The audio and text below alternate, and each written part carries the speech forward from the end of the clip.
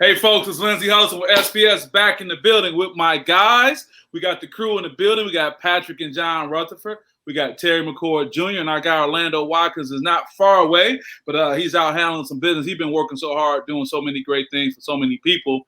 Probably working on that basketball tournament too. Shout out to Orlando. But here we are, guys, back for another one. Shout out my guy Rod Wilson, gave us some audible discussion points that we'll try to get in as well, talking about the Dennis Schroeders and the Malice in the Palace documentary that came out on Netflix. We'll talk about that just a little bit, but get into it definitely for sure next week. Terry got to get his time to do his research and all that. And who knows? Patrick and John, were y'all at the Malice in the Palace? Was y'all no, I wasn't there. No. All right, we'll go check them cameras. But we were there. We were there when Tayshaun blocked Reggie's. Oh, you went on the road to Indiana for that one? The game before that was at the Palace. That was the game before. Yep. We went to that playoff series? Okay. We went to that playoff series. We went to the home games. The home game. I love it. Well, guys, getting started with the show. We got a lot of great things to talk about. Thank you to everyone who's been giving great comments and giving their feedback. Your guy, Aaron Patrick, definitely has already sent in his top 5 Dead or Alive. We'll get to that later. You already sent it in, you said? Huh? You said he already sent it in? He already sent it in. So we're going to see. Oh, okay. Wow. If y'all wanted to say, we're going to see about that. But on this show, man, a lot of great things have happened in this week in sports, man. Probably too many to name sometime. But we are going to talk about a number of things, including the NFL Hall of Fame ceremony. We are going to talk about who will have the best NBA Summer League. Okay, that'll be good. USAB, USA basketball, women's gold or men's gold. What's more impressive? The women have been on a 7 gold medal run, but the men still were able to find success. And, of course, the top 5 centers that are alive, and we'll work on some audible movements. But thank you to everybody who's out there. We got a comment already from our guy Aaron May saying, gentlemen, good evening. He's trying to be a good sport, Patrick. What's going on, man? Look at you like, Patrick is ready. Hey, John, you see your son jumping. He ready, man. It's okay. So with that being said, we want to talk about the Hall of Fame. I think that's something that's easy to get lost in the headlines, but the Hall of Fame induction ceremony was this weekend in Canton, Ohio. There were a number of individuals that got inducted. I can name some names right now. You had Peyton Manning, Calvin Johnson, Charles Woodson, John Lynch, Alan Faneca. Am I saying his name right? He's a guard with the Steelers and the Cardinals. Also, Drew Pearson. But coaches being inducted, Tom Flores, and another contributors is Bill Nunn. He's a scout for the Steelers. See, people don't understand, man. Not only just players get inducted, you got a scout that got inducted. And also, FYI, just to tell you what kind of goals I have in my life, along with getting that private jet, if John don't buy me one, is to get inducted into the Naismith Hall of Fame, because anyone who's considered a contributor to the game can be eligible for induction. So it's not just players. So I say that maybe all 4 of us get inducted too. How about that, right? So with that, I'll defer to what Terry said. Terry said, mix it up a little bit, man. I don't got to come out the gate. Hey, Terry that has some contract negotiations. Patrick, you like, man, no, man, we're going to change it up. So, Patrick, I'll start with you, man. Give me your take on this Hall of Fame ceremony, this induction. What stood out to you? I named all the individuals, so we don't want to take anything away from everyone, but just what's your take on this recent Hall of Fame induction? 2 things stood out to me. My generation is the Peyton Manning generation. I've always been very tuned into the Manning family, period. I thought it was, I didn't know when I was watching Peyton Manning, one random day when I was young, my dad said, his dad was really good. And then I knew his brother played for the Giants. And so Peyton stood out to me. And then Calvin Johnson stood out to me because Megatron is the best wide receiver in Lions history, right? Right. I'm not arguing that. Let me stop for a second, man. We got a guest, who's making a comment. Rod Elsie. Talk about somebody who's probably need to be in a football Hall of Fame. This brother and I grew up together from elementary school at McKinney Elementary in Detroit. From being in Detroit all the way, he was a serious football player all the time. He made it happen, man. You guys are looking with some familiarity. And McKinney on Linwood? No, McKinney Elementary on Pembroke and Burt Road on the west side. Part of the west side. But Rod, I want to thank you for dropping in. He's made Minnesota his home. He has a beautiful family, a great dude. But man, Rod was our Refrigerator Perry back when we was in elementary school. Just a big dude, good dude, love football. I think he had experience. Rod, I don't know if you went to COD at one time, College of the Desert. He put me onto that. Henry Ford High School, all that. Rod Elsie, man, thank you for checking in, brother. Always got some good people. So, Patrick, I didn't mean to interrupt, man, but when I get guys like this that I get a chance to give roses to, I want to do that, you know. So definitely. So Patrick, so you said, talk about the Manning family, you know, and you know, and you know, we all knew Peyton was going to be a first ballot Hall of Famer, but so please continue. Yeah, his brother will be in the Hall of Fame. He's got 2 Super Bowls and a lot of yards. He'll be in the Hall of Fame. He's not as good as Peyton, but he'll be in the Hall of Fame. So let me ask Archie in there. Archie's in there already, I believe. There's really no question about the validity and the credibility of the Mannings being in the Hall of Fame. They look all the way around. Yeah. And then, as you know, the young nephew, Cooper's son, the one that got well, he's about to start off name, image, and likeness about $1 million already, right? I don't know. You can't make. Some states they're not letting you make money in high school. Some states. But in a minute, I mean, that's gonna be out the gate. They're gonna be ready for him, man. Yeah, like that's why the boy Ohio State, Quentin Urs. That's why he left high school early because Texas got enrolled, man. Texas not letting their high school kids do it. That's so yeah, but Peyton Manning stuck out to me, and then Calvin Johnson, Megatron. You know, at one point in time, I thought he was just the greatest receiver in the world for a time there. You know, there was an image that I wouldn't have been surprised if you was the one who put it on social media. It was just an image of Calvin lined up, and I think they were playing the Saints, and it was 2 cornerbacks on him. Oh my! It was like that's why he's in the Hall of Fame. Oh they were both on him, like, you know. And who knows what happened with that, Terry? You saw that, huh? He stole mine. That was one of my my memories in. Yeah. There's a video on YouTube. You can look it up when we're done with this. There's a video of him when he was at Georgia Tech when he was in college. The ball was underthrown. He never broke stride. He reached back with one hand. It was behind him. Caught it with one hand. Just reached back and grabbed it. Kept going. Never. Let me ask you this while we're talking about Calvin Johnson. I love the fact that with this great draft class, some have argued potentially one of the best draft Hall of Fame classes ever. You know, with what the people who've come together collectively. Let me ask you about this. And this is being a proud Detroiter, but is it almost like the curse of the Lions, the greats that we get, and how their careers seem a little unfulfilled? Calvin Johnson, Barry Sanders, if you will. You know, I mean, what do you think, man? I don't know. Is that a tough question? Is that a fair question? It's a fair question, and it's because of the when it comes to pro sports. You have to want to win it at every level of your organization. So it starts at the head. It starts with the ownership. And then you got to have good management and competent management. And then you got to obviously have the killers, the players to do it. You know what I mean? The Ford is great at building cars, but not necessarily at building pro football, professional championship team. They look at, in my opinion, they look at the Lions like a $150 to $200 million ATM machine. I get it. I would think because the way that they operate, they don't operate. They make sure that they sell tickets and get their TV contracts, and they make sure that they have a couple stars to where they can sell merchandise. It's just business. It's not a lifestyle that they're committed to because they got so much going on. Exactly, but they're not committed to winning because if they want to win, then you would pay certain people and you go for it every once in a while. You may not be, you may not be somebody that's good every year like the Patriots, but every 5-10 years we're knocking on the door. Exactly.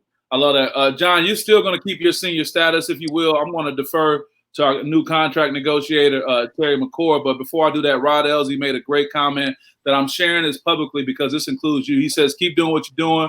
I'm extremely proud of you and what you're doing for our community. Much blessings to you and your family. I'll take that. But it's these gentlemen who are helping me do this. I can't do it on my own. They have brought something great to the show. If you could have heard Terry and I having our conversation offline and talking about each of us in the hat that we wear, including Orlando, and what we bring, and it's so appreciated. So, Rod, I appreciate you, and I'm glad I'm able to share with what's going on. I agree. He said, I agree with this young man. Okay. He talking, he agreed with you too. He said, you done got a friend in Patrick, Rod. You done got a friend in Patrick. That's cool. He may not say that about Aaron, but you got it in Patrick. I mess with you. So, Terry, let's go to you, man. Let's talk about your take on the Hall of Fame, man. NFL Hall of Fame induction this week. Yeah, so I love the Hall of Fame. The Hall of Fame always feels like it hits home. My mother grew up, ton of family in Canton, Ohio. That's right. And shout out to your mom. She's awesome. Like our family, is so crazy about football, especially in that area. One of my aunt's high school team, they actually play in the Hall of Fame stadium for their high school home games. So it's a big deal down there. But just seeing guys like Peyton Manning, Megatron, that moment was really instilled in me when they lined up two dudes in front of him. Like, I was like, dude, I've never seen, as a kid, I'm like, this dude is amazing. Megatron, one and only. But you talk about legacy, though. Hey, can we stop for a second on that note? Two things. My mom says she's watching everybody, so shout out to my mom, right? But go back to Megatron and those two players lining up. Think about what it takes for an NFL team and a defensive coordinator, head coach, and owner to sign off on double coverage on a player on the line and be like, know what, dude, we all are pros, but we're going to have to still line up like that. It's almost like humility behind that. Like, no, dude, we got to get this man double coverage. So I just had to add that part, And right there, a legacy. Like, it takes two to cover Megatron every time. But the biggest thing with me, and I'll talk about this with Charles Woodson too, legacy that they left. When you get constantly compared to new up-and-coming guys every year, like Metcalf, Jones, Hopkins a little bit just because of his size, but when you constantly get compared, he's the next Megatron, or he's the next LeBron, or he's the next this, it's hard, but it just shows how much of a legacy and impact he left on the game when you constantly got to bring his name up. Any tall, big receiver that can run, Megatron, the first thing they think of. It does. I think at a certain point, legacy does play a big factor, and it's good to see how important that legacy is left. Even with Charles Woodson, that dude was a beast. I don't like Michigan, but he tore up Ohio State. I seen all the videos. All my friends, anybody that likes Michigan has sent me those. Charles Woodson was a beast. Yeah. I love what he did with the Packers. Dude was an all-time lockdown corner, but Megatron really just hit me different just because seeing on Fox every Sunday, getting double teamed like that in the red zone. I've never seen, you see double coverages, but you don't see people line up two dudes to jam you like that at all. And so that moment and that picture and that image will never leave me to this day. Yeah. I saw you kind of nod your head in agreement, Patrick, when your brother from another, Calvin, Aaron Mays, said Calvin Johnson was an absolute beast. Yeah. We can't argue that, but he does pose a question for you guys. Will Calvin Johnson's name make it to the Wall of Fame at Ford Field? Would a Ford play hardball? I think he had made some comments that kind of tried to gloss over that relationship. But at the end of the day, can the Fords really afford not to acknowledge Calvin Johnson? Come on, man, give me a break. No, they need that. They need that number in the Raptors. They do. Before we go to John and get his take, I do want to stay on one thing with a few athletes. You mentioned Rod Wilson and also Edgerrin James. He has this story when he talked about his bust, from dreads from gold teeth to a gold jacket. That says a lot. And John, I'd love to get your opinion about the evolution of the game, whether it's the Miami players and how they kind of made their way around, just to kind of get your historical perspective. But also back to Rod Woodson. Rod Woodson bet on himself, if you will, when he was an Ohio guy, Terry, right? And didn't go to Ohio State for whatever reason and ended up at, Michigan. So think about what he went through as a high school player, deciding to go to Michigan for whatever reason and to stay the course and still end up being in the Hall of Fame. Are you talking about Charles Woodson? I said Charles Woodson. You said Rod. I always used to confuse those guys. I meant to say Charles Woodson. Thank you for the clarity. Okay, that's on me. Right. Yeah, but do you understand what I'm saying as far as him making that decision early on and probably what he had to go through? Because those Ohio guys always got ridiculed for leaving and coming over to Michigan. I'm saying that right, So for him to kind of, to finally breathe, like, okay, I guess I made the right decision. Now some can argue that he would have been there no matter what, but you know how that go, man. The school can play a role. Play right away. Yeah, exactly. I blame Ohio State to this day for not bringing him there. I'm still upset. I know I wasn't born back then, but just looking back, how do you let somebody slip through the state boundary? Well, you wonder if kind of like a Draymond Green, and then you're on deck, John, but like a Draymond Green, could he tell you everybody that was recruited in front of him? Like if you went back, you know, you go back and say names of the time, you'd be like, who? My dad just said that his high school coach was a running back at Michigan. Oh, so that helps a lot too. Speaking of that, no introduction needed, man. You know, I want to say the fan favorite. All my guys get props, man. But I keep hearing so much about John Rutherford, man. I mean, dude, you know, you done got your second career going off just right. So, John, give me your take on this Hall of Fame induction ceremony. I did throw something at you, kind of audible. I know you can handle just the evolution of the game that makes that comment that Edgerrin James makes so significant to say from gold teeth to a gold jacket as far as where the game is going, perception, the U, and these guys being in the Hall of Fame. So I throw that on you because I know you got strong shoulders. You can handle that. Well, you know, I mean, the U is one of the, I mean, premier college football programs in the history of the game. What they did from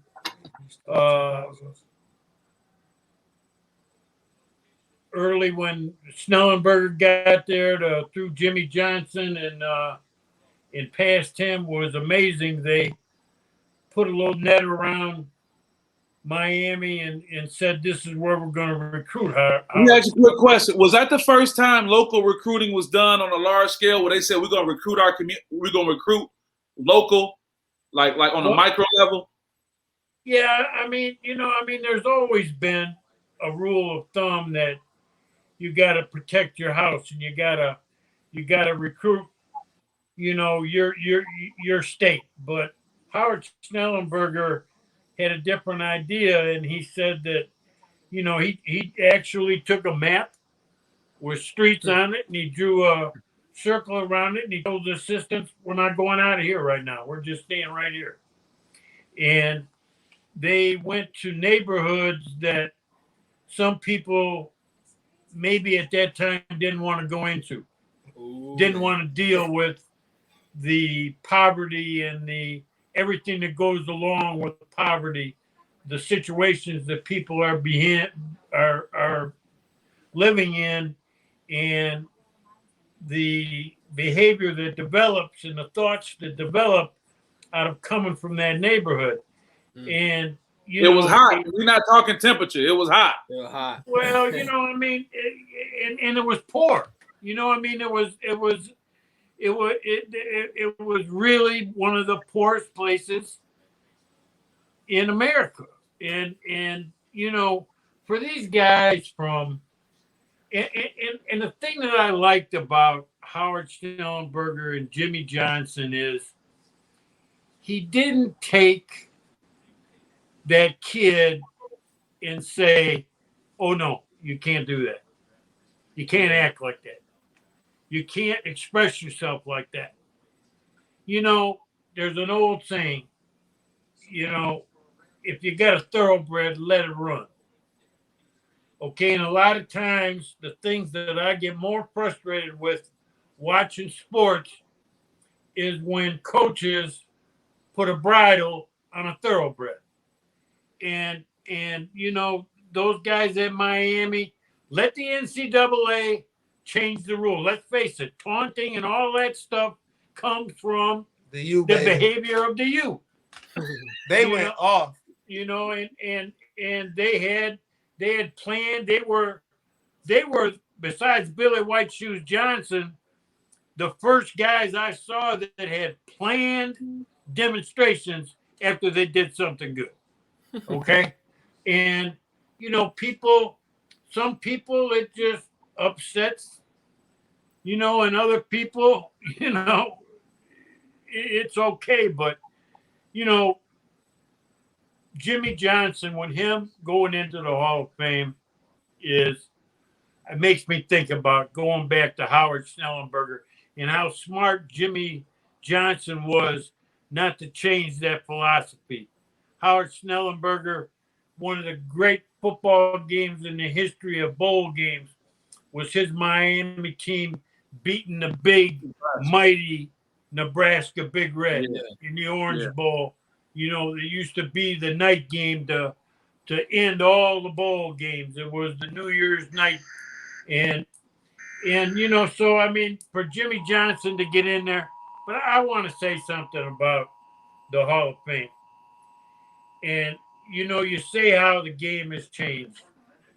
But I'm going to tell you something. I was a high school quarterback recruited Division I. I was a baseball player that was offered a minor league contract by the Philadelphia Phillies, and I was a Division I basketball coach. And I was raised in a family that has a father and uncle that are in Hall of Fame. And I learned one thing over my period. Football players are a different breed. They are, you know, I was watching a show the other day. In fact, it was Hard Knocks opening. And Mike McCarthy was talking to his team, and he was telling these guys that they got to buy in. And he was talking about winning the Super Bowl with the Green Bay Packers. Now, there's a 53-man roster, right? It took 75 players to play that season. Yeah, I heard him say that, and he talking about how heavy that trophy is. Yeah, yeah. You know, so, I mean, I've got a lot of respect for football players and for coaches.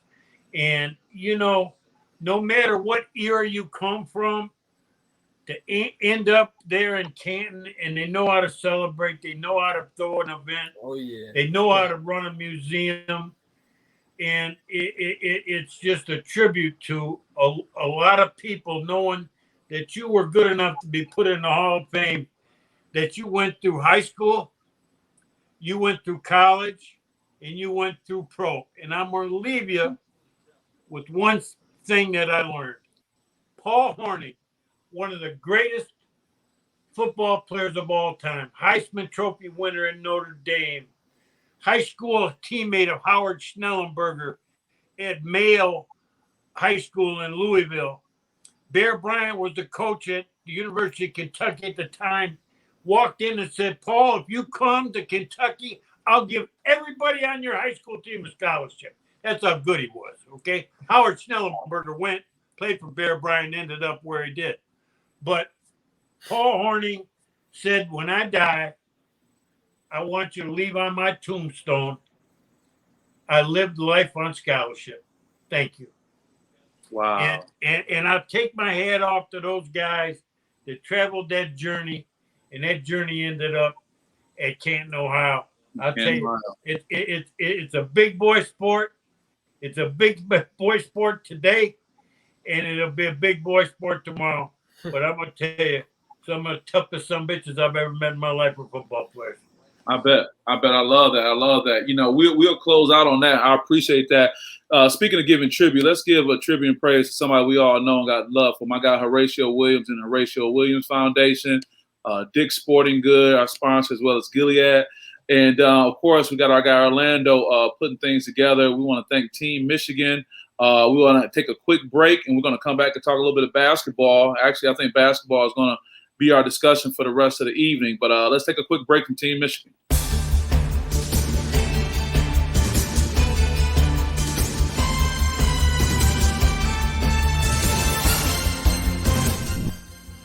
Breaking news. Team Michigan Basketball is presenting a series of basketball tournaments at Grand Traverse Resort and Spa. Get your teams registered today. The first tournament in this series is coming this Halloween weekend. Visit boosketball.com or teammichiganbasketball.com for more information. Any good? That's right, folks. Like it's going to be coming up soon. That's going to be a good time. Coming up. And my hope is that the weather supports being able to play a little bit of golf when I get up there. So you can play golf? Huh? By October, you'll be playing golf. Well, I'm saying I hope the weather supports that. You know, it's Michigan, baby. Right. You might have snow flurries, but like I said, I'm hoping long sleeve, you know, a little chilly. get out there and get some in, man. But I'm looking forward to being a part of that. November and October, my favorite months in the state of Michigan. Great. I like the what? When you inside looking out or what? No, just totally outside. November, October. Hoodie weather, man. Take those deep breaths and all that. What kind of weather you say it was? Hoodie weather, man. That enough to get it like a nice hoodie and some sweatpants. Yeah. Man. Oh, yeah, man. Hey. And go outside at about 10:30 in the morning, hoop all day. I get you. Yeah, but ain't nothing like running out to the store in the middle of the night with some flip-flops on and no socks. I love the summertime. We're going to talk a little basketball, man. If you're from Michigan, you can do that anyway. Yeah, you're right. Anytime. So, guys, so the question now is, you know, who are we going to focus on? Who's going to have the best summer league? Is it the Caves of the world? Is it the Jalen Greens? And they're talking Suggs as well. You know, talking NBA Summer League, guys. I'll start with you, Patrick, you know, and don't feel because we got this Detroit connection that it has to be about Cade. You know, who do you think is going to end up having the best summer league? And I guess I need to qualify that by saying, what do we consider the best? Because, you know, these wins, it's cool to win. But I remember Josh Hart, like his team had won the summer league, and he was like the MVP. And, you know, you're like, who he play for now? Huh? Yeah, Lonzo was. They won it though, but Lonzo was the MVP. Okay, all right, my bad. Team 2 going nuts. But I just say they never lost. They went undefeated and they won the championship. Yeah, but what does that translate to? So my question to you is, who do you see as having the best summer league in totality, and what is that going to look like? So I think it would be probably Jalen Suggs because his team around, like, okay, so Cade has to play with Sadiq Bey and what's the left-hander's name? Oh, Killian Hayes. Killian Hayes. Thank you. They're more ball dominant, and they're running a lot of offense through Sadiq Bey. And so the way that the style is, Cade is not going to really get as many shots as Jalen Green or Jalen Suggs. Like Jalen Suggs had 24 points, 9 rebounds, I think 5 assists the other day. Mm-hmm. They haven't had a night like that yet. Jalen Green has had 25 points, but not rebounds and assists and stuff like that. So I think as all around, but his team is not as good as theirs. So, you know, there's pros and cons to everything. That's a good point. I like that. Terry, what are you thinking about who's going to have the best summer league and why?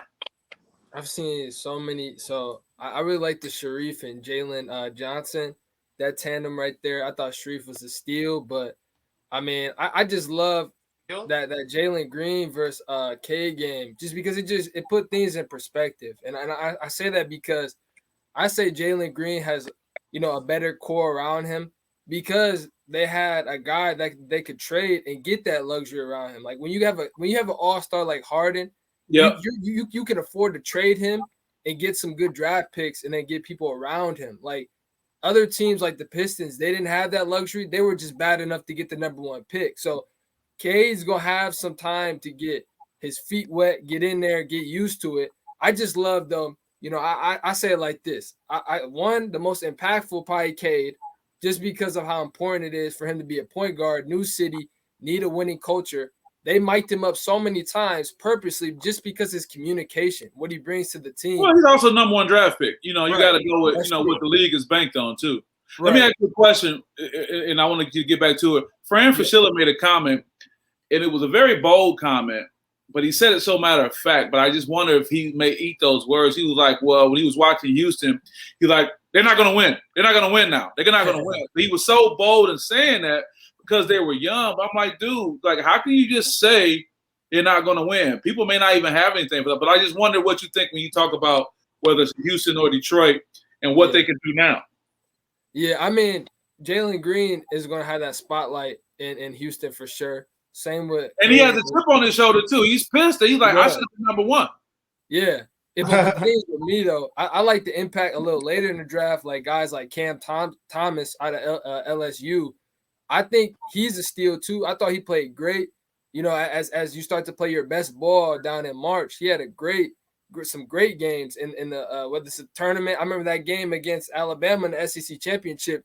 Dude was balling. I mean, he's a great player. I think he adds to that Brooklyn Nets team. But I think a guy that I think has a really, and I judge by the best summer league of who can make the best impact on that team, and who can translate that to the league, because we all know how important it is to go from the college to the NBA. But I like Kuminga the most. To me, I thought he was a guy that I loved from the beginning because he brings the Warriors inside game up a notch. I think it's something that Andrew Wiggins couldn't do, but I think Kuminga has the opportunity to do it times 2 in 1 or 2 years. Just because, I mean, I saw what he did to Franz Wagner.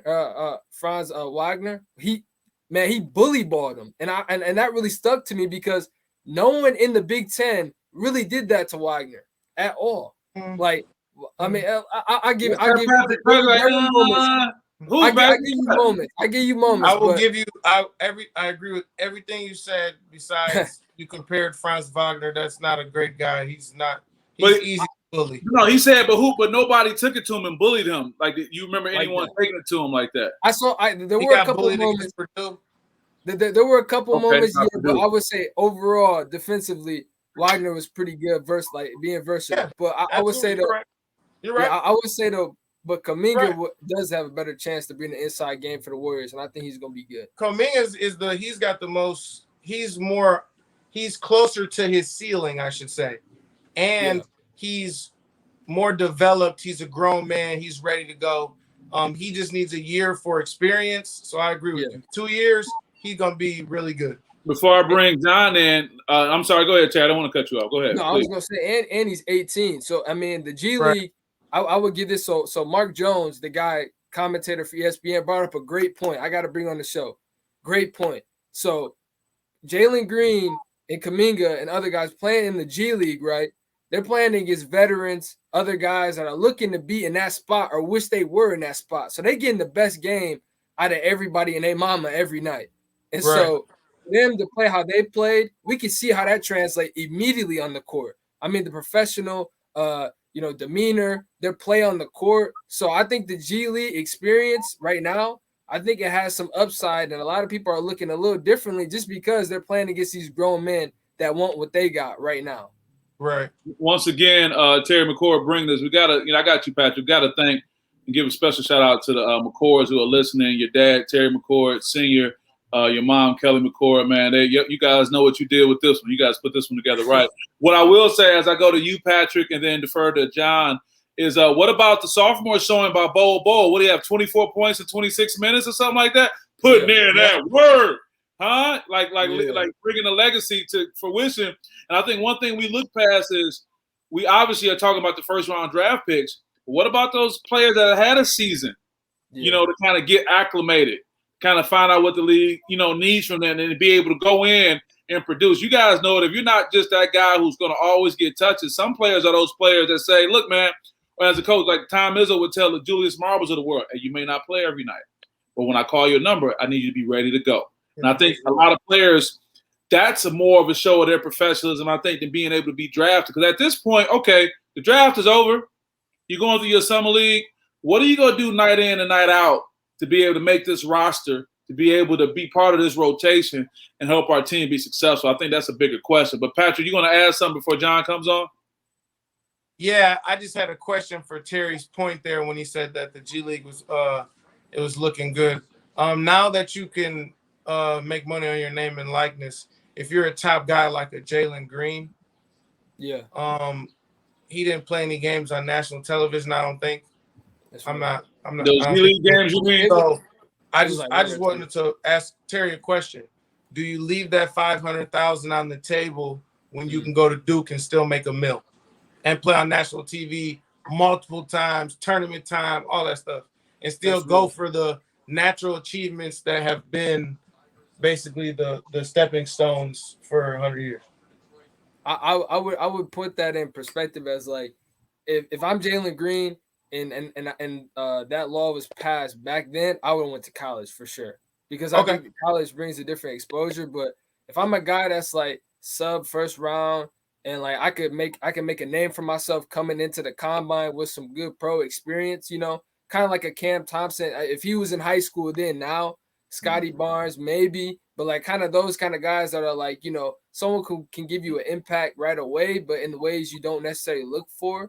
you know. So I would go to the G League. But if I'm a big name, like they waiting for me to commit, they waiting for this and that, I'm going to college if I can make money. Right. Let me say something. That's an excellent question, Patrick. I mean, no, and I don't think you know the power in that question you just posed. I mean, that question is a topic, a seminar, a workshop.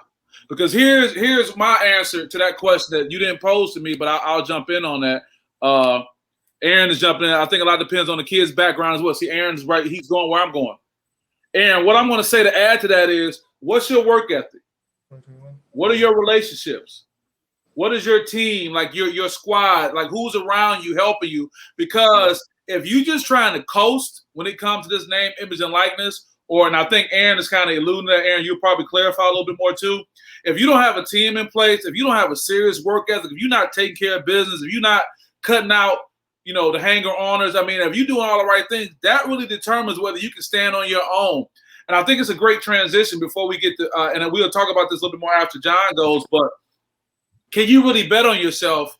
And it's not just in name, no pun intended. It's not just, I'm going to bet on myself. Are you getting up at the crack of dawn? Are you working out? Are you doing the things you need to do? Are you staying healthy? Do you have a nutritionist? Do you have a sports psychologist? You have all the things to help you. What kind of brands are you dealing with? Are you plugged with a Clutch Sports? Are you plugged with a smaller thing? What is your long-term plan? And more importantly, and John, this is a great transition for you because your friend Nick Saban said, I don't care how many times you make a field goal. What are you going to do when you miss? So when something happens, are you in a position to be able to turn on a dime? Are you flexible enough that something happens, an injury, a life event, that whether you go to Duke as a Jalen Green or you go to the G League, that you can respond? Now, with that being said, to that excellent question you posed, Patrick, I think it all depends, and maybe that's what Aaron is talking about too. Did you want to follow up with that, Patrick, before we get? No, I was just reading Aaron's comment. Yeah, you always watching what Aaron say. Yeah. John, let's bring you in, man. Thank you for your patience. We originally were talking about the G League. Okay, and here's Aaron following up. He said, for example, I think Grant Hill would still go to Duke. Yeah, because his pockets weren't tight. His parents were, high income or whatever it may be. But that's an excellent way to put it. But see, are people willing to have this? I think, Patrick, I know you meant to do something with that, but I don't think you know the gravity of that comment, because that is something to really be looked at. Everybody, can you check the box to determine if you should go to the G League or be able to go on and handle the name, image, and likeness? And John, we're trying to get to you, but all these great comments keep coming in. So with that, finally, John, I'll defer to you on who do you think had the best summer league, and if you have any thought on what Patrick and Terry and I were talking about it too, we always welcome that.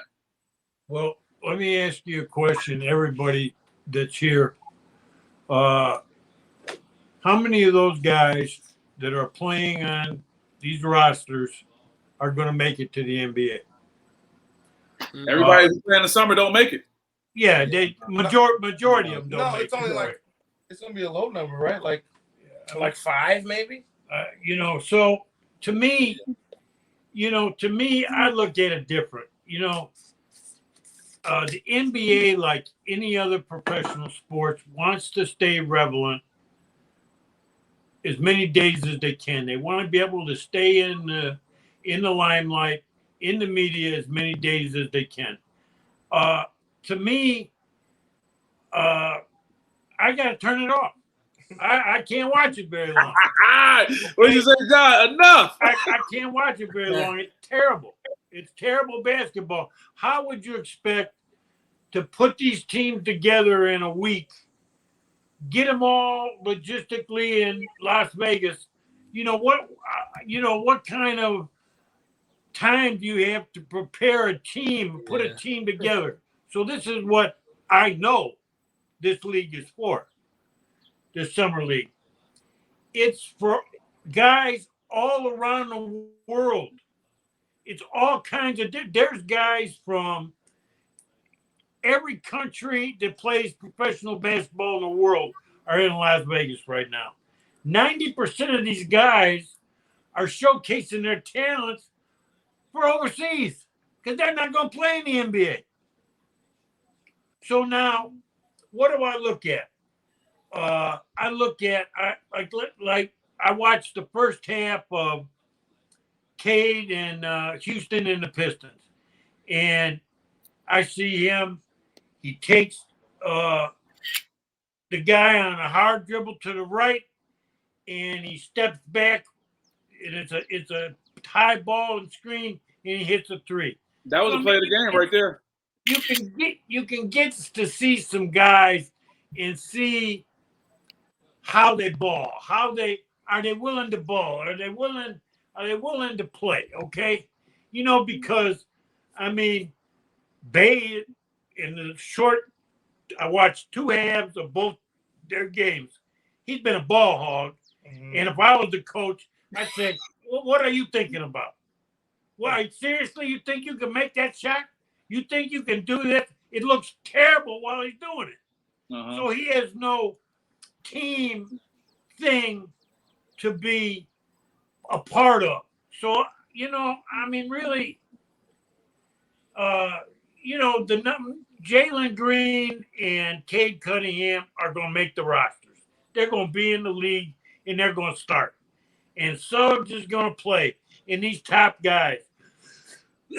But the majority of guys that are playing there, they ain't even going to sniff the NBA. Jello Ball will make the roster in the Hornets. Wow. So, I mean, it's a lot of it's a lot of hoopla to me.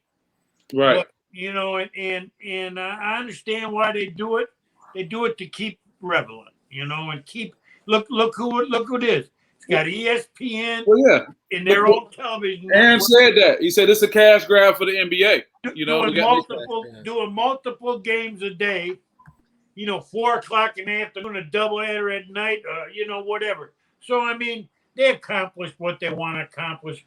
But as a basketball, see, I'm not a fan. I'm a student of the game. Yes, sir. Okay? And I left because the lecturer was boring. I left halfway through class. That was it. I think it's a great transition. Shout out to my guy, Rod Wilson, who was my consigliere. We counsel on a regular. He responded to the promotion that I sent out today as far as tonight's show. And he mentioned, Dennis Schroeder. So I'm going to put up the Facebook exchange he had. He said, how about Dennis Schroeder betting on himself and losing in the Malice in the Palace? We'll get to that. I said, Rod, great topics indeed. I have a different perspective on Schroeder. It may not be all about the money. And he said, big bro, what's it all about then? And I referenced, when I saw him skateboarding, I thought he may just be content. And remember, he's from Europe, if I'm saying that correctly. So from a cultural standpoint, he may have a different interest and motivation. Finally, money is good, money is important, but it's not that for everything. Let's talk about Giannis for example. And I can't confirm it. I haven't done a deep dive. This is just all cursory. This is just all off the top. But we say he blew it. He could have had this. But if you see this guy skateboarding, he got a different mind. How much is enough? If he can take care of his basic necessities, live his life like he wants, he may indeed be content. So the bigger question is, we can talk about this money grab, but even to Aaron's point when he said, Lindsay, I'm sorry, I just lost my thought. Yeah, when he said the money grab or Grant Hill, did Grant Hill really have to say, man, I got to come out early. I got to take care of my family. He's like, no, man, my mom, went to school with the first lady. You know what I'm saying? Like, my dad was in the league. So I say that to say with Schroeder, so many of us are quick to say he blew it. But I just say he might be like, dude, I don't need to take the money. I'm going to go to you first, Patrick. I don't need to take the money.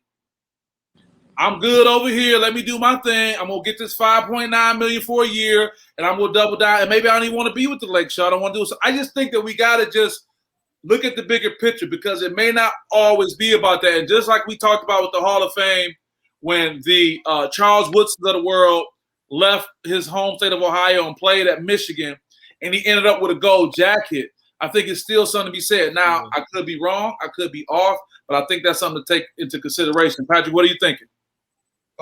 It's a tough point to make with money doesn't always make the decision. It's not like money wasn't the most important when the reason that he declined 84 is because he was going for 120. See what I'm saying? So he thought that he was worth more than 84, which is why he messed up, which is why he, in my opinion, is an idiot for making that move. I don't know what in his mind made him think he was $120 million guy. But why not, though? I'm being devil's advocate. Okay. You know, look who they get. Okay, is Luka worth that supermax he got? I'm asking. That was going to be a topic. Yes. He is. Okay, fine. Yeah, I guess I lost that one real quick. He's the number one guy. He's the number one. He's the number one guy in the franchise. Okay, great. We set the bar. Yeah. But Cat's been stealing in the NBA without a mask for a lot of years. Sure. What's to say that Schroeder with his little blonde hair couldn't have stole something too? In my opinion, I got you, Terry. You up next. In my opinion, he had a rough year last year. Before last year, he looked better in games than Lonzo Ball did, correct? Yeah. Sure. In all of our opinions, we all agree there. Lonzo Ball got $84 million in Chicago. And that was a surprise, right? Guy. I'm happy he got it. So do I think that maybe Dennis Schroeder could have been a 95 guy? Sure. But 120, please. And to stick your nose up at 84, now you and seeing the NBA, it's not smart to. It's not like the NFL. Everything is guaranteed here. So you just went from having $84 million guaranteed to 5.9. Anything can happen next year, bro. You may get Isaiah Thomas. They was gonna back up the Brinks truck for him. Now he barely can make a roster and make league minimum. Patrick, I don't disagree with any state. You make excellent state. However, DeMarcus Cousins it's shown us, huh? DeMarcus Cousins as well. Okay, but history has shown us, God willing, that a year from now we have this show and we look back and we can look at the career. There's still a potentiality that, you know, hey, John, your son got his mind made up. He said it ain't gonna happen. He would have to play on to make 120 would be 40 million above average. Okay, not even if it's not what Jay-Z say on one of his raps, he say, I'm holding out for 300 million, 250, I just might agree, or 275, I just might agree. So 120 was his ceiling, but he'd take 95. Yeah, I'm just saying he's not even a 90 guy, but that's where he should have went. Yeah, but to that point, he may not be an 85 guy, but is it what you asked for or what the market is paying?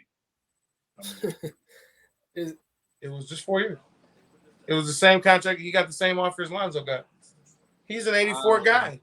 If you want to make 20 to 30 to 40 million dollars above the next guy, then you need to average 20 points on a deep playoff team.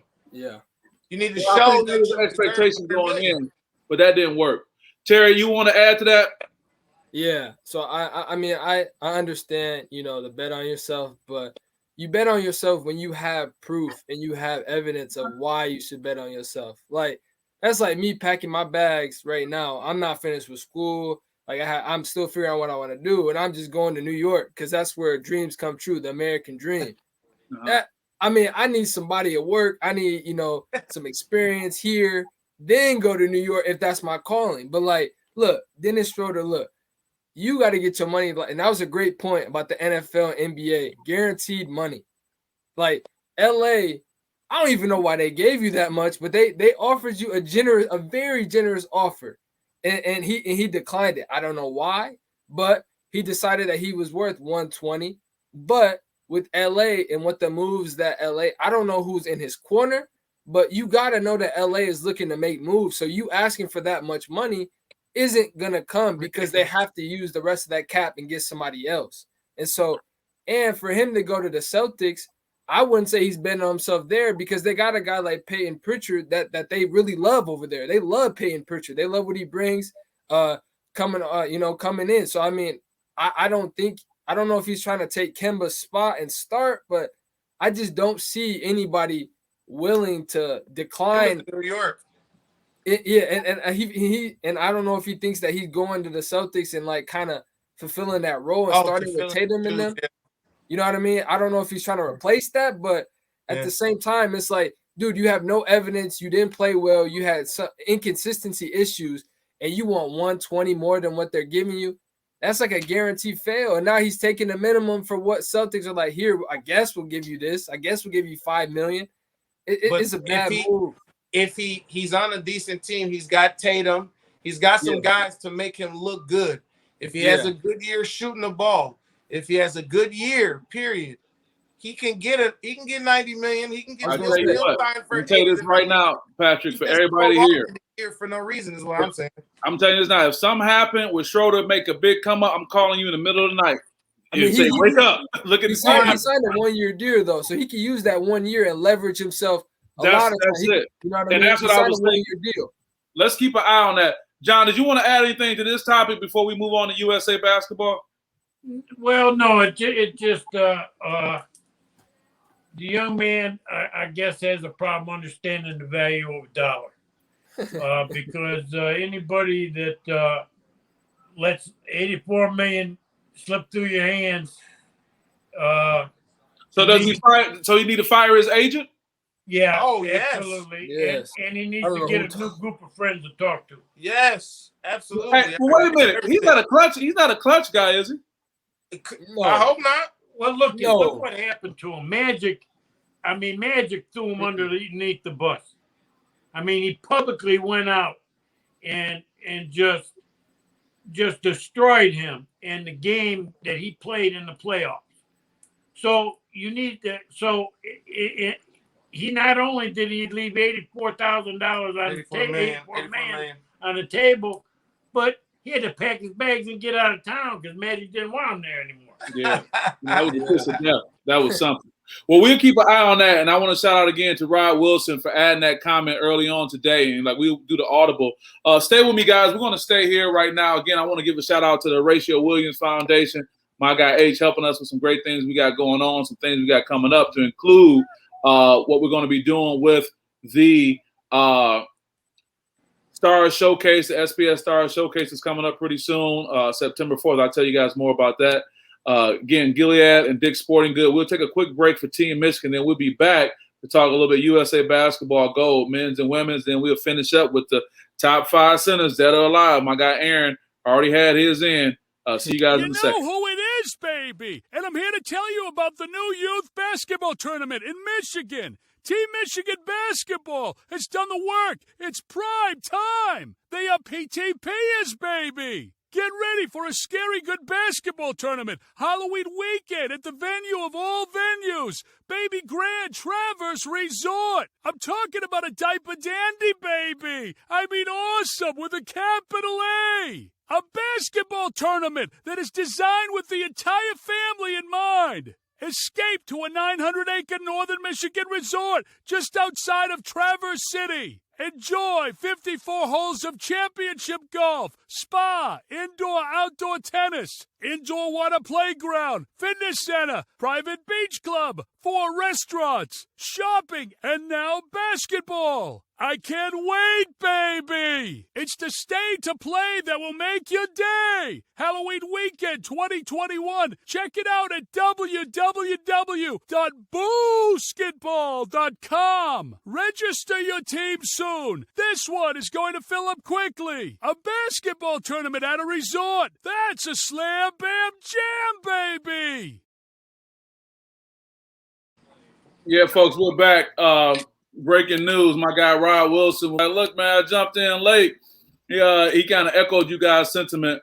What did Rod say? I'm going to pull up. Rod said, I jumped in late. He has to fire his agent. 84 versus 6. Shaking my head. At least he gets all the 6, you know what I mean, compared to the NFL. If he wants to think positive, but dude, hey, listen, I'm okay being in the super minority on this. I'm just saying it's not a done deal yet as it relates to what can happen in the future. And wouldn't it be something if this story changes going forward? What did Rod say? He said, I heard on the jump that LA offered more than 5.9 to stay, and he passed. I think but you know, to John's point, I think Magic burned him. Once Magic said that, you know, it was like Magic don't want me, the city don't want me, they go chew me up and spit me out. What'd you say, John? Yeah. Yeah. hey, former president, you're fired. You're out of here, right? So let's talk a little USA basketball. You know, I'm repping my Olympics right now. Right before we go there, just before we go there, yes, sir. 21 million a year. Say one more time. 21 million a year guaranteed compared to 6. Hope he did good with his savings, man. We're gonna see. The men won gold. Congratulations to them. You look at this team, and we're spoiled, man. Because to be honest, if you didn't know, like, who's a superstar on this team? Okay, KD excluded. I mean, it's not the LeBrons, the Kobes, the Jordans, and whatnot. And I don't care. I know that this illustrious panel, overall said that they would get gold. I was a little skeptical. I was a little worried. Maybe it's just me. It just wasn't a done deal. And if you really look at it, that final game, it still was within 10 points of a gold medal game. It wasn't totally a blowout. And both Draymond Green and Kevin Durant was quick to jump on social media and, kind of spit back at everybody saying, hey, we told you. But the question I want to pose, guys, is along with the guys and what they did, I'm looking for my picture of the ladies, and I may not have pulled them up. And this is no slight to the ladies. I made a mistake of not pulling that picture up. They won easy. Yeah, but so to your point, which was more impressive, man? Was it the fact that these great players, some of them flew in on a private jet after winning NBA championship, put it together, got the chemistry together and won, or the run that the ladies have been on for the past, 7 Olympics, 7 goals? I mean, do we downplay that? I mean, there's still women competing with women. It's not like it's men playing against women. Is it the sports haven't evolved like but why is it, that the ladies have been so dominant to the point where Dawn Staley's like, I'm done. And I don't know if she's getting ready to sniff a NBA coaching job, which I think may be the case. As a side note, I don't know what's up with Becky Hammond making that comment, don't hire me just to check the box. Like, woman, if you get a job as a head coach, whether you're the first woman, the first African-American, first alien, yeah, we checking the box. Take the job. And, that's another conversation within itself. I don't know if she's trying to cover for not doing well in interviews. And I know I didn't really want to make this about Becky Hammond, but I heard that and I was like, wow, what kind of who wants to work with you to make that comment? So anyway, what do you guys think? And this is not a ploy, Patrick, to kind of to that Becky Hammond comment. Oh, you just want to say something nice about the ladies, but the ladies went on a run, unprecedented run, man. It's been 7 gold medals, man. And even though the men won and people were supporting it, it was a little concerning. And the women, put it this way, I'll leave it like this, and I'll go to our great panel. The women have had an unquestioned record of success in the Olympics. The men have not, simply put. So which is more of a thing to tout, what the men accomplished with this gold medal or what the women have been accomplished? I'll start with you, Patrick. Well, I think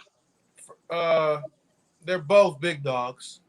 I mean, both of them are accomplished gold, which there's no better. And it's world competition. You played against the best players from around the world. So it's a big time thing on both ends. But the girls is more impressive because I believe they're above 55 plus consecutive wins in a row. I think this is their 7th gold in a row. Mm-hmm. So, I mean, come on. That's outrageous. That's ridiculous. This is Aaron talking about Carrie Lawson. Hey, man, that is don't nobody say nothing bad about Carrie Lawson. That's my friend. We on LinkedIn together. I watch her and I'm inspired. I think you're absolutely right. There's a chance that she could jump the line, for lack of a better term, to Aaron's point about her getting a head coaching job in the NBA before Hammond or Dawn Staley. And we all love Dawn Staley. And the only reason I say she could skip the line, you make a great point, Aaron, because she already got that NBA pedigree.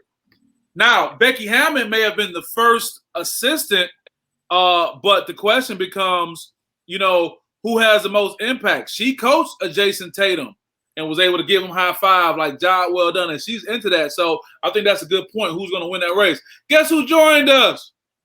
Orlando Watkins, brother Watkins. He said the women for sure. The women's game is about teamwork. Sound and teamwork. We just witnessed Sound Mind, Sound Body. They had a week-long girls basketball camp at Cass Tech.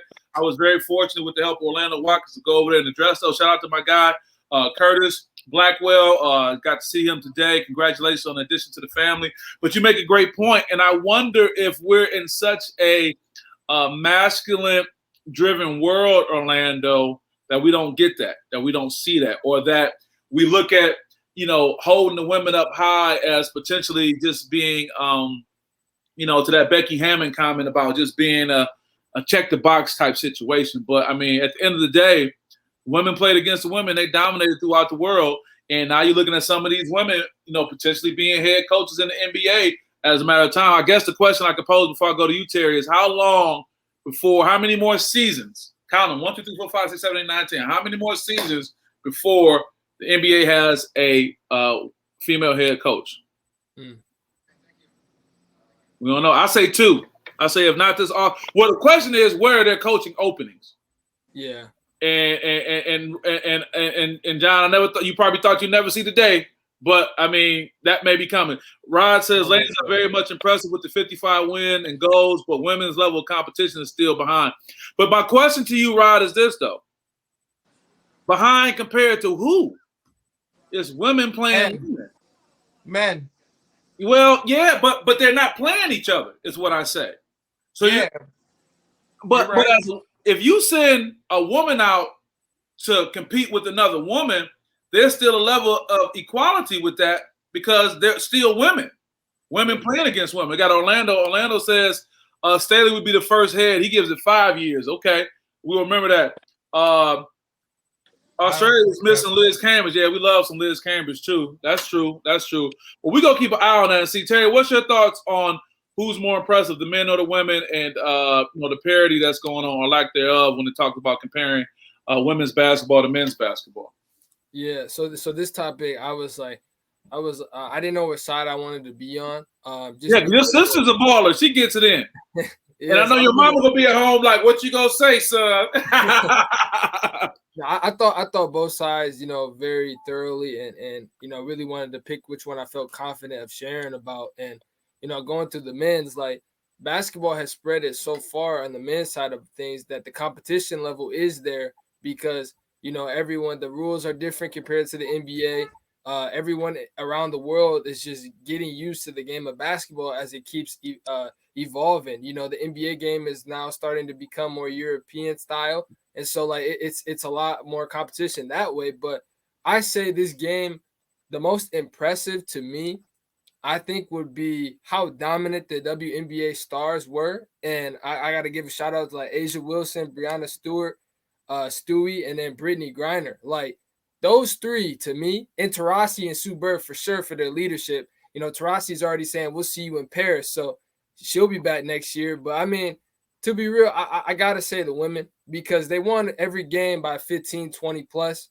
They're young stars. I think this was also impactful for them too because they're young stars like Asia Wilson, Stewie, and Griner, who still has some numerous amount of years behind them. Like I'm ignoring that. He's stealing my points, but anyway, he's stealing my points. But to be real, you say, get him out of here. You say, but shout out to you, Mr. McCord. You say no woman in the world can match up with Brittany Griner. Yeah. I mean, but that's fair. That's not just your point. Nobody's gonna disagree with you on that one, Terry. But to be real, I gotta say the women though, just like thinking of overall how they're trying to expand their game. I think them showing how the U.S. women's team is the best team in the world. Really, and they won the 3-on-3 too. They won the 3-on-3. And so it's even better way to show that hey, the WNBA is out here. They got great players, and their young players are going to be there for a long time. I mean, I see Asia Wilson, Stewart for sure. Stewart is a beast. Breanna Stewart, if anyone has not seen her play, whether it's at UConn, I'm sure you heard about UConn. She used to work out with Russell Westbrook. She said Russell was helping her. He was rebounding for her when she was coming back off her rehab. Like Kevin Durant, but she's a woman though. Like she'll give it to you. She'll give a lot of these men here buckets. So I say the women. Who's that? Go ahead, Breanna Stewart, Stewie. Oh, okay.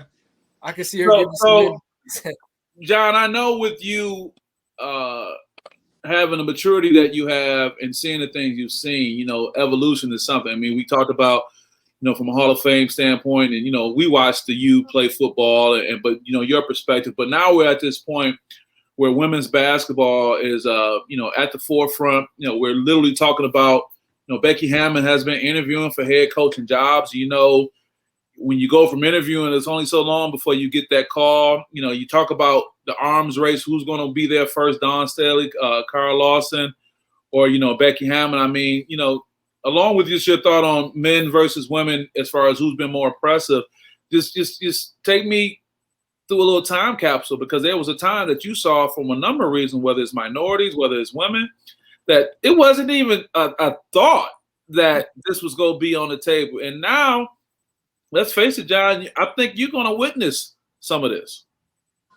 Well, I mean, the game has come a long way, no doubt about it. But I think one of the important things to remember when you're comparing the women and the men in the Olympics is the evolution of the WNBA. Remember, it wasn't too long ago that our women basketball players had to go overseas to make money. That's right. There wasn't a chance for them to make money. They had to split their seasons. They had to split their season. And you don't see the American women playing as much overseas as they used to. And that stifles the evolution of the other parts of the world, women playing basketball, because they don't have a chance to play against these women on a night in, night out time. So I think with the evolution of the WNBA gave the Americans a chance to even further the gap a little bit and make it tougher for other parts of the world to compete with them. And then when it comes time to the men, to me, it came down to separate and make it a 12-point, 14-point game, the U.S. upped their defense. Draymond Green was spectacular. Drew Holiday was spectacular. They upped the pressure. And the rest of the world, I go back to the same thing I say every week when we talk about basketball. Man, give me that guy that had to guard somebody on the outdoor court to stay on the court. It was point game, and they had to stop and get the ball back. And the U.S. just upped it. They upped the pressure, and they just got in their grill. And they were able to get a few points and get that separation. And the reason I think the game was close was they stopped giving the ball to Durant.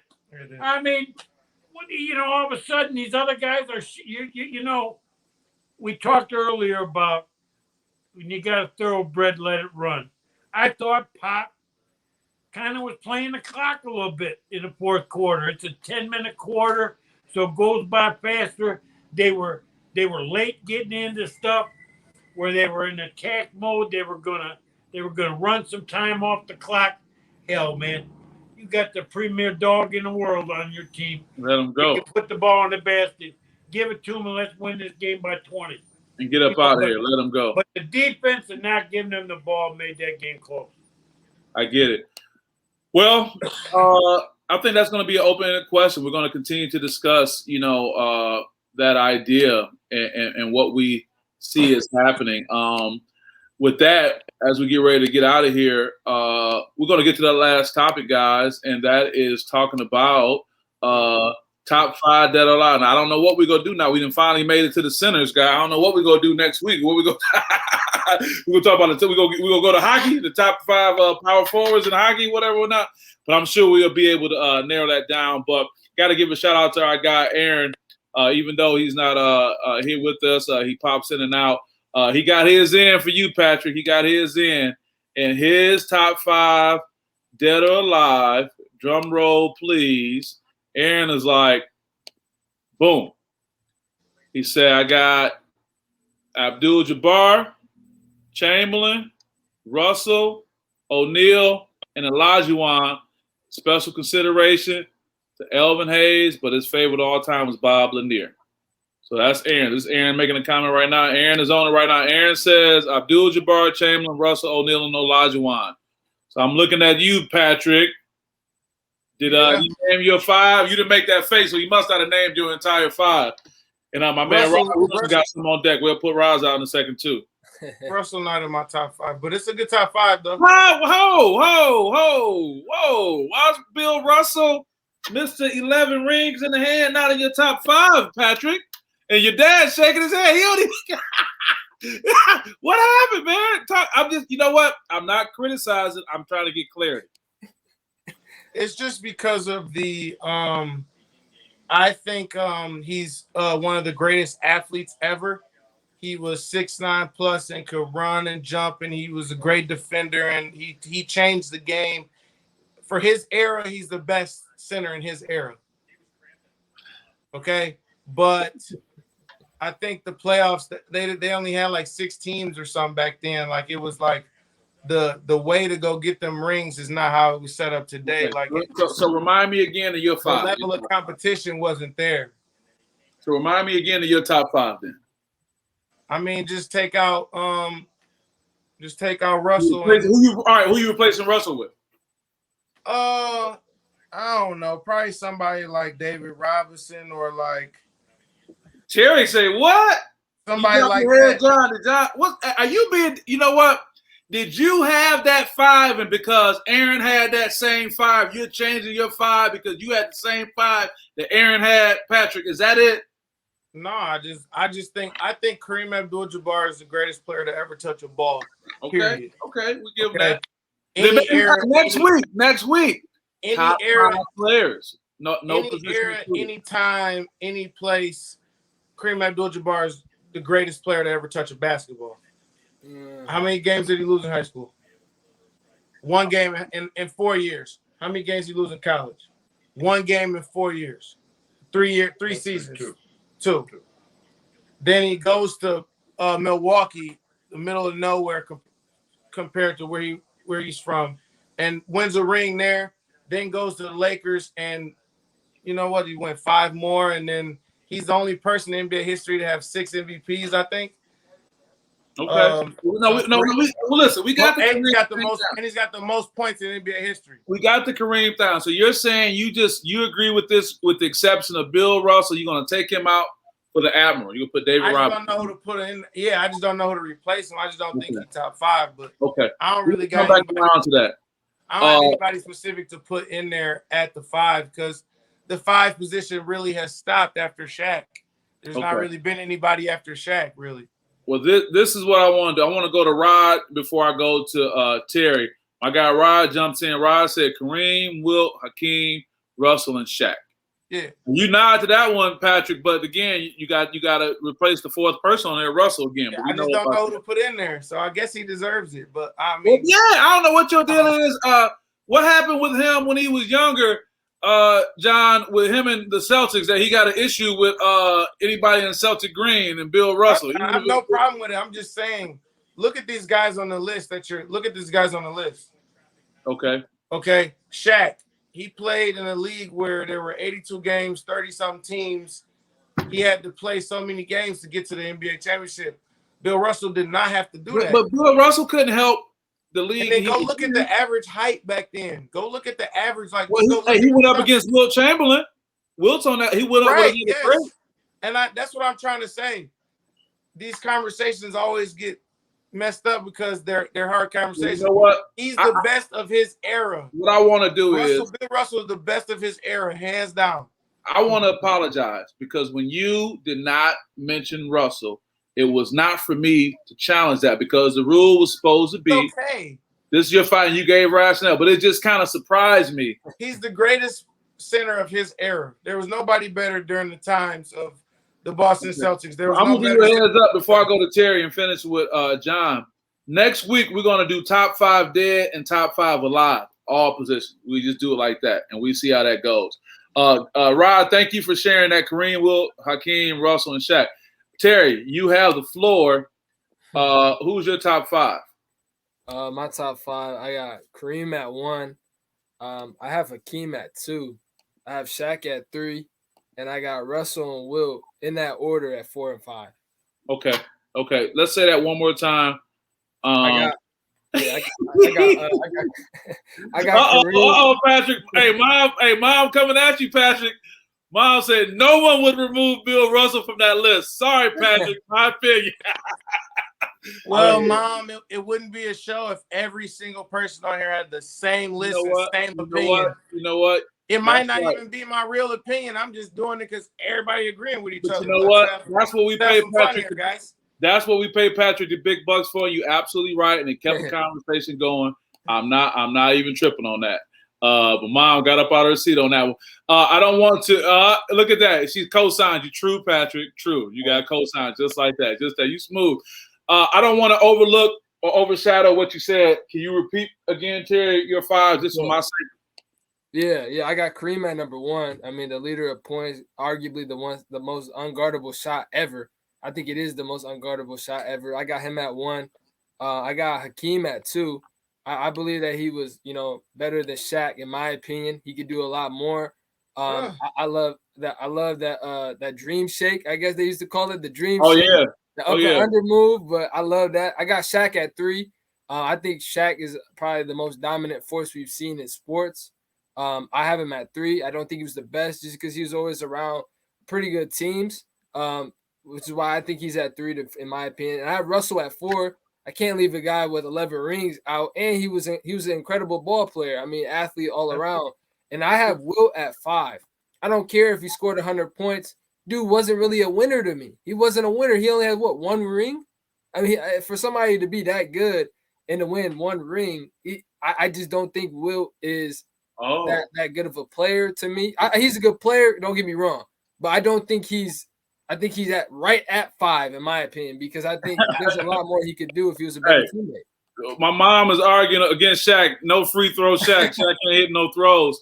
You got some more support for your take. I'm going back to Patrick and Rod's point. I can agree with Patrick to a degree. He even goes on to say, can it be argued that Russell was an undersized and considered a power forward? So should he even have been, could we even put him in a different category? That's something to think about. That's really good. I mean, it's a lot to talk about with that. And I think this conversation has probably gotten a little bit more discussion than some of the other positions, if I can remember correctly. I guess for so long, the NBA has been rooted around, the big man. It's been that probably up until recently. And John, I'm sure you can relate to that from George Mikan. And to be honest, think about it. George Mikan is the only one who transcended something. He's the only one that got his own drill that we talk about. You get your game started with the Mikan. You know what I'm saying? That Mikan, you about to start right there. So, John, you've been able to sit by and listen to what's been going on. Give us your take on your top 5 centers as we get ready to wrap up today's show. Well, Kareem, I got as number 1. Number 2, I don't have a problem with Terry's top 5. I don't know if I'd have them in that particular order. Wilt, by the way, Terry won 2. He broke the Boston Celtics streak in Philly in 67. They set a NBA record that Michael Jordan's team eventually broke with wins. But you got to consider Wilt, and I don't know. I don't know who this guy is sitting next to me. He's a maverick. He's a maverick. He's a maverick. Yeah, that's my son. But Bill Russell. Everybody out here just had the same list, even the 2 guests. Literally same list. Bill Russell. But maybe that's it. That's it, man. That list is what it is. Patrick Ewing probably a 5 for me too. Him and Wilt was up there. Patrick Ewing up there too. Terrible. Yeah, I mean, there's been a lot of good ones. And Elijah one, he had that move on the baseline that was, man, just incredible. And the speed he had and the quickness and the reflexes and to be able to move laterally like he did was just a thing of beauty. But, Bill Russell, 2 NCAA championships, a gold medal, and 11 rings, and was a great player. Was a great player, and he deserves to be in there. In fact, you talk about a drill, but don't they have a Bill Russell Award now in the finals? Yeah, MVP is named after him The MVP because he won so many. Yeah. And we were talking about Elijah Wan. He took ballet lessons to move like that. Is what my mom. And you can also agree that he's the only one on that list. Out of all 5 of those guys, he's the only one on that list whose game isn't timeless. Could not play. Who are you referring to again? Who we talking about? Yeah, would not be significant. His game wouldn't be significant today. All well, those I guys can also argue this. All those guys that you named are timeless. Like they could be dropped in any era and be great. Like they're all the greatest names. Well, I agree. He was the best of his time. I agree he was the best of his time. But go look at how little the league was. Well, let me ask you this. How many on that list was also a player coach and can sit up in the stands and drink coffee with the owner and decide whether they was going to play or not and what was going to happen? I'm going to send Mr. Russell looking for you, Patrick. I'm going to send him looking for you. No, I appreciate that, Patrick. You make a good point. When you challenge us to our thinking, you're right. It shouldn't be us just going one way. And I give you grief because I know you can handle it and you make good points and support that. And I think that's good. But I think you also kind of led us to another talking point going into the next few weeks as far as deciding, what our next topic will be. Will it, as it relates to that, will it be best players dead or alive? I mean, we said dead or alive for about a month and a half now. So maybe we can just do a total, comprising whether it's a starting 5 alive or a starting 5 dead. You raising your hand? What do you think? Let's make it difficult. Let's add a little bit of difficulty to it. Come on. Let's go top 15. Ooh, top 15 players. And we'll start, top 15 players of all time, your opinion, NBA. And then let's start at 15 through 10. Then the next week we'll go 10 through 5 and whatever. You know what I mean? Okay. The only suggestion I'll make, can we just do one thing? Can we do it in forms of 10? 10 at a time. Yeah, let's do 2 weeks. We'll do top 20 in 2 weeks. So we do top. So we'll go from 20 to whatever to 10. Well, 20 to 20 to 11. So 11 through 20, and then the next week is that for living in the dead. Okay, we'll work that. Top guys. John, you on the edge of your seat? You got something for us? Yeah, just my close. I was reading reports today on the census, and I see that our beloved Detroit lost 10% population since 2010, and it's down below 700,000. And I just want to thank